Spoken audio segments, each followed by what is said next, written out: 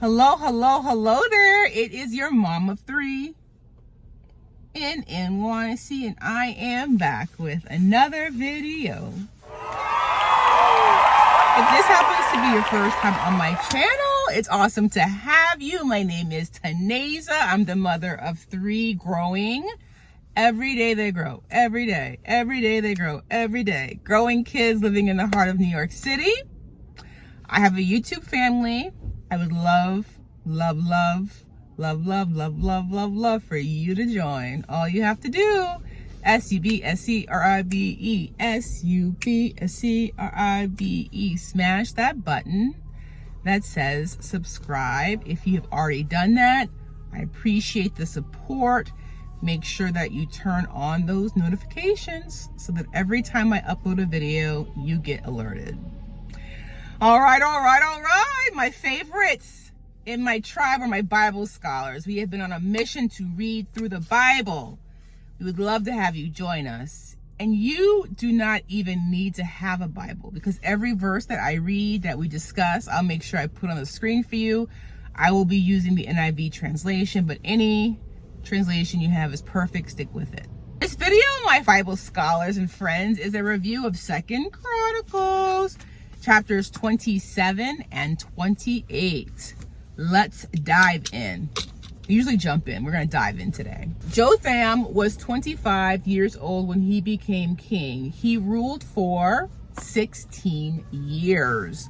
Verse 2 of chapter 27. This chapter is only 9 verses long. It's a short chapter. So verse 2, he did what was right in the eyes of the Lord, as his father Uzziah had done, but unlike him, he did not enter the temple of the Lord. The people, however, continued their corrupt practices. Jotham was a busy king. He rebuilt the upper gate of the temple. He built towns, forts, and towers in the Judean hills, went to war and conquered the Ammonites. And the Ammonites actually paid him tons of silver and thousands, like over 60,000 bushels of wheat and barley. Verse 6, Jotham grew powerful because he walked steadfastly before the Lord his God. What a gives me chills. It's so beautiful. He walked steadfastly before the Lord his God. Chapter 28.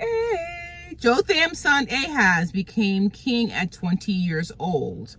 He reigned in Jerusalem for 16 years, just like his dad. He, unfortunately, did not do what was right in the eyes of the Lord. He made idols for worshiping the Baals. The Baals are false gods, lowercase g. I wanted to read verses 3, 4, and 5. He burned sacrifices in the valley of Ben Hinnom, sacrificed his sons in the fire, following the detestable ways of the nations the Lord had driven out before the Israelites. He offered sacrifices and burned incense at the high places, on the hilltops, under every spreading tree. Therefore, the Lord his God handed him over to the king of Aram. The Arameans defeated him, took many of his people as prisoners, and brought them to Damascus. He was also given into the hands of the king of Israel, who inflicted heavy casualties on him. In one day, the Bible says in verse 6, Pekah killed one man, 120,000 soldiers in Judah.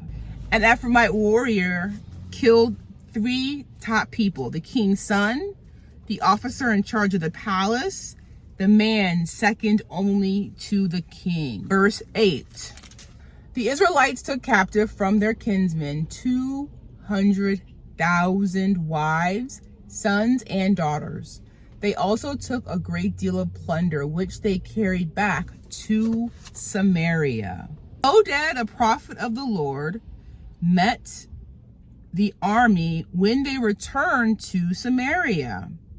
Yes, the Lord had given Judah into their hands, but now they intended to make them their slaves, he questioned. You are also guilty of sins. Verse 11 says that, now listen to me, the prophet Oded is saying to them. Send back your fellow countrymen. You have taken as prisoners, for the Lord's fierce anger rests on you. Skip down to verse 15. The men designated by name took the prisoners. From the plunder they clothed all who were naked.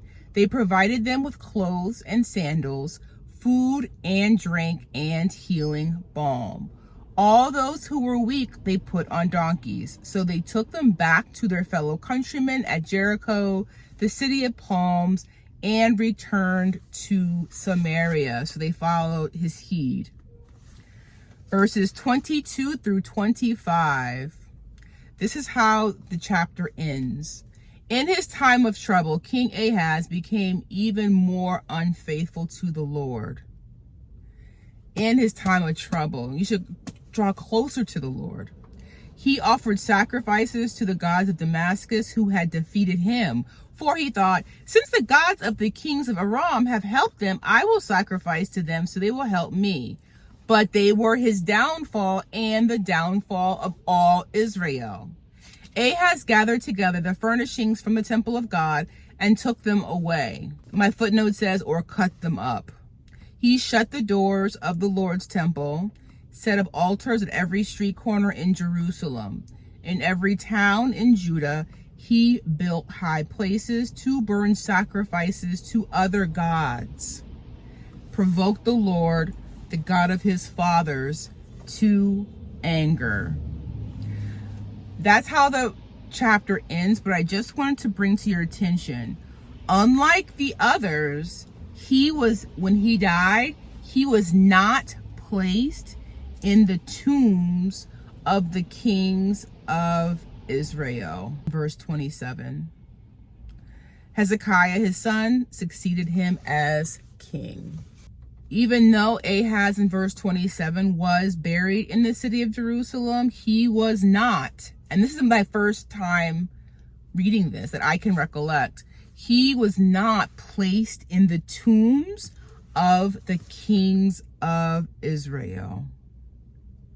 Hezekiah, it says at the very end, his son succeeded him as king. All right, Bible scholars, that concludes our review of 2 Chronicles, chapters 27. We are just chugging along. I'm excited, you guys. Woo! This word really does give life. I so enjoy reading it. I so enjoy studying it. I so enjoy taking notes and preparing like what I'm going to share with you guys. The whole process is just delicious, delightful. Any questions, comments, or revelations, drop them down below. Our next review, we'll cover chapters 29 and 30 of 2 Chronicles.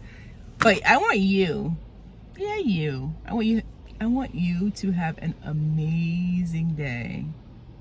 Amazing rest of your day, and I'll see you, Bible Scholar, in our next review. Bye for now, Bible Scholars.